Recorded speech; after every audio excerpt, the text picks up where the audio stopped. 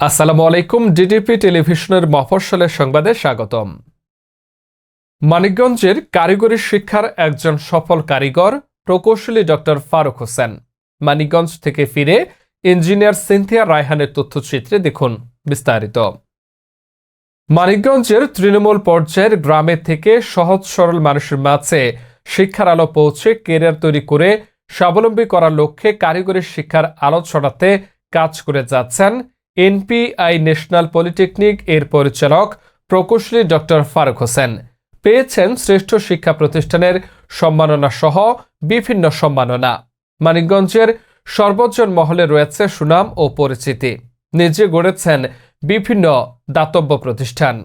মানিকগঞ্জ সহ দেশবাসীর কাছে দোয়া চেয়েছেন এই মানবিক মানুষটি।